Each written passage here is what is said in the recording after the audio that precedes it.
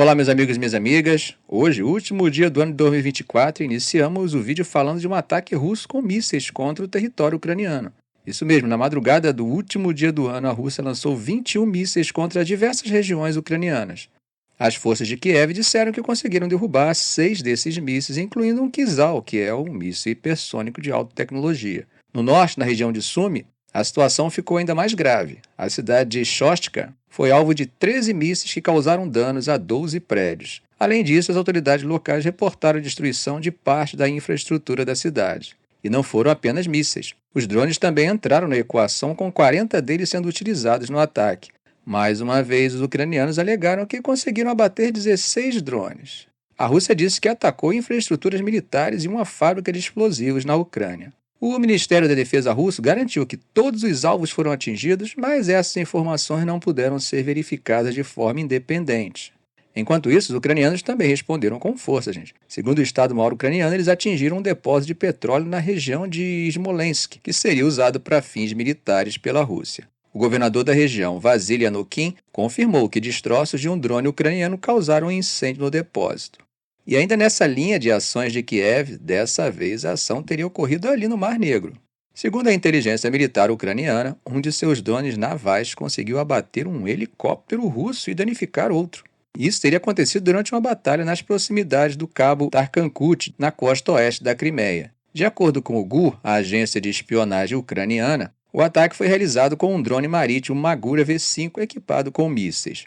O helicóptero abatido foi identificado como um Mi-8 russo e outro conseguiu retornar à base aérea mesmo danificado. Bom, gente, até o momento Moscou não se pronunciou oficialmente sobre esse incidente e, se for verdade, os ucranianos afirmam que esse é o primeiro registro conhecido de um drone naval derrubando um alvo aéreo. Um vídeo divulgado pela GUR mostra imagens granuladas de um helicóptero sendo atingido por projéteis enquanto voava sobre o mar e depois caindo. Apesar das imagens, ao menos até agora, no momento em que gravei esse vídeo, ainda não havia verificação independente tanto sobre o vídeo quanto sobre o relato. Como sabemos, o uso de drones, tanto aéreos quanto marítimos, tem sido muito importante para a Ucrânia desde o início da guerra. Kiev tem intensificado sua produção de drones utilizando essas tecnologias em ataques a navios de guerra e instalações na Crimeia. Bom, meus amigos, dando um pulinho na Ásia, vamos falar mais uma vez sobre a questão de Taiwan e sobre as declarações recentes do presidente chinês Xi Jinping. No seu discurso de Ano Novo, ele reafirmou de forma bem contundente que a reunificação com Taiwan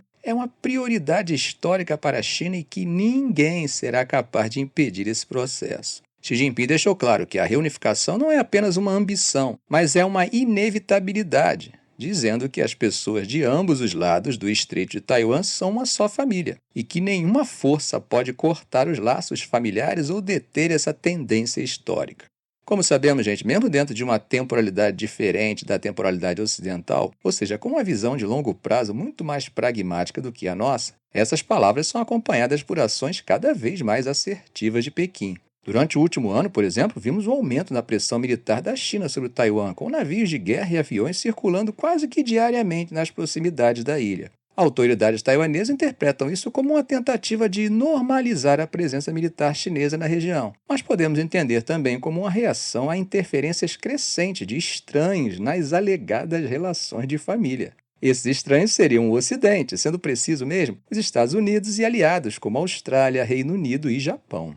Enquanto isso, o governo de Taiwan continua rejeitando categoricamente as reivindicações de Pequim. O atual governo da ilha reforça que o futuro de Taiwan deve ser decidido pelo seu próprio povo e pede que a China respeite essa escolha democrática. É bom lembrar, gente, que o atual presidente de Taiwan, Lai Ching-te, assumiu em maio desse ano e é visto como um separatista por Pequim. Desde então, as tensões aumentaram ainda mais, especialmente após uma viagem de Lai, em que ele passa por Guam, no Havaí, durante uma viagem ao Pacífico. Essas visitas foram duramente criticadas pela China, que respondeu com demonstrações de força, incluindo exercícios militares em torno da ilha e nas regiões dos mares do sul e leste da China. Você pode estar se perguntando, qual o problema do Lai Ching-te ser recebido em outros países?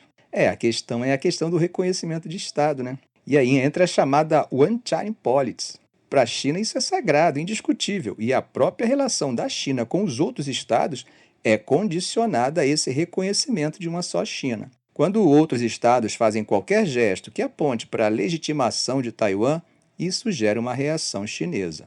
A China realizou 2 grandes exercícios militares esse ano como forma de advertência contra o que considera atos separatistas. Pequim também deixou claro que está disposto a tomar medidas adicionais se considerar necessário. Além disso, a relação entre China e Estados Unidos continua tensa devido ao apoio militar de Washington a Taiwan, que é justificada pelo Taiwan Relation Act, um decreto que formalizou a relação de Washington com Taiwan após os Estados Unidos deixarem de reconhecer a ilha como um estado e passar a reconhecer Pequim em seu lugar, lá pelos idos de 1979. Só para lembrar, quem governava os Estados Unidos nessa época era quem? Jimmy Carter.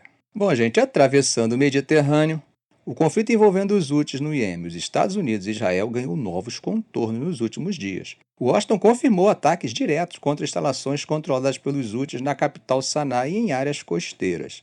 Segundo o Comando Central dos Estados Unidos, as operações realizadas ontem e hoje, dia 31, tinham como objetivo neutralizar instalações de comando e controle, além de locais de produção e armazenamento de armas avançadas, como mísseis e drones. O porta-voz Houthi, Mohammed Abdulsalam, respondeu dizendo que o grupo vai continuar a se defender contra qualquer ataque.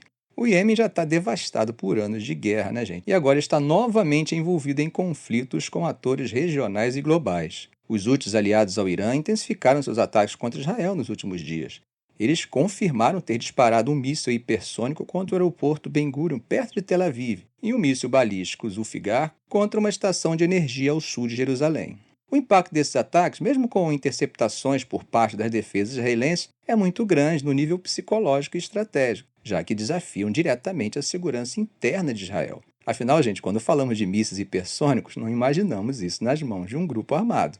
Em resposta, o embaixador israelense na ONU, Danny Danon, disse que os Houthis precisam pensar sobre as consequências de persistirem em suas ações. Ele falou que os Houthis enfrentariam o mesmo destino de grupos como Hamas, Hezbollah e até do regime de Bashar al-Assad na Síria, caso não recuassem. Essa retórica foi reforçada por ataques israelenses a instalações Houthis no Iêmen, incluindo o aeroporto de Sanaa e portos na costa oeste do país. O primeiro-ministro israelense, Benjamin Netanyahu, também subiu o tom e afirmou que Israel está apenas começando e prometeu ações mais incisivas. Mohammed Ali al-Houthi, líder do Comitê Revolucionário do grupo, afirmou que os ataques contra Israel continuarão como forma de solidariedade aos palestinos em Gaza. A escalada envolvendo os Houthis, Israel e os Estados Unidos tem gerado fortes reações no cenário internacional. Durante uma reunião do Conselho de Segurança das Nações Unidas, o assistente do secretário-geral para o Oriente Médio, Khaled Kyari, alertou sobre os perigos de uma escalada militar generalizada. Ele destacou que o conflito pode trazer repercussões políticas, econômicas e humanitárias catastróficas para milhões de pessoas no Iêmen, mas também em Israel e em toda a região. Por outro lado, a Rússia, representada por seu embaixador Vassily Nebenzia, adotou uma postura crítica, tanto aos ataques Houthis contra Israel, quanto também às respostas militares de Israel e da coalizão liderada pelos Estados Unidos no Mar Vermelho. Nebenzia enfatizou que essas retaliações não são proporcionais e podem aumentar ainda mais as tensões regionais, comprometendo a estabilidade a longo prazo. Enquanto isso, a Organização Mundial da Saúde, a OMS, também foi envolvida nos eventos recentes. O diretor-geral da OMS, Tedros Adhanom, disse que estava no aeroporto de Sanaa durante um dos ataques israelenses e que um membro da tripulação de seu voo foi ferido. Mas por qual motivo um grupo tão diminuto tem causado uma ação tão incisiva por parte dos Estados Unidos que normalmente prefere dar apoio ao invés de se envolver diretamente? Esse envolvimento direto pode levar à falta de legitimidade dos Estados Unidos para eles tentarem manter sua política no Oriente Médio. A reação de Israel, incluindo a promessa de que pode atingir qualquer alvo no Oriente, reforça o ciclo de hostilidades que já vimos antes. A questão agora é como os Estados Unidos, que recentemente atacaram instalações Houthis, vão posicionar sua política na região para evitar que essa escalada se torne ainda mais perigosa. O Mar Vermelho, que é estratégico para o comércio global e é uma rota marítima importantíssima, está cada vez mais militarizado, com navios de guerra dos Estados Unidos e do Reino Unido operando na área. E por incrível que possa parecer, até mesmo os poderosíssimos porta-aviões do Tio Sam, que no passado assustavam toda a região, com as novas tecnologias de guerra, têm sido alvo dos ataques do grupo do Iêmen. Gente, mas tem outro importante país ocidental, nesse caso europeu, fazendo ataques no Oriente Médio. Hoje, o último dia do ano, a França realizou ataques aéreos direcionados contra posições do Estado Islâmico na Síria. E isso segundo disse o ministro das Forças Armadas, Sébastien Lecornu. Segundo ele, os alvos foram cuidadosamente escolhidos para combater o ressurgimento de operativos da organização T-Pontin na região. Essa ação segue um movimento semelhante dos Estados Unidos, que na semana passada conduziu um ataque que resultou na morte de 2 membros importantes do Estado Islâmico. Gente, a Síria continua sendo um ponto central para potências regionais e globais, né? A Rússia, que apoiava Assad militarmente, precisa agora redefinir sua estratégia no país após a mudança de regime. A Turquia, por outro lado, vem reforçando seus interesses ali, especialmente em áreas próximas à sua fronteira, onde procura conter forças curdas que considera ameaças à sua segurança nacional. Os Estados Unidos e a França também mantêm presença militar limitada na região, principalmente para combater remanescentes do Estado Islâmico. No entanto, a nova configuração política pode influenciar suas políticas de longo prazo. Enquanto isso, outros atores como o Irã e Israel continuam atentos ao desdobramento, já que a Síria serve de palco para disputas indiretas entre essas duas potências regionais. E digo mais, gente, a Síria pode ser vista como uma espécie de microcosmo do Oriente Médio. Isso pela grande diversidade que existe em seu território. Torçamos para que, ao contrário do que tudo indica, o novo ano seja marcado pela diplomacia e por acordos de paz que sejam capazes de trazer estabilidade e segurança para todos os povos do mundo. Ficamos por aqui. Eu quero agradecer a todos vocês por estarmos juntos em 2024. Desejo uma passagem de ano maravilhosa para todos e que o novo ano seja um ano de realizações, tanto para vocês quanto para suas famílias. Que é claro, né? Nós sabemos que quando nossa família está feliz, nós também estamos. O professor Arão Alves deseja a todos vocês um feliz ano novo.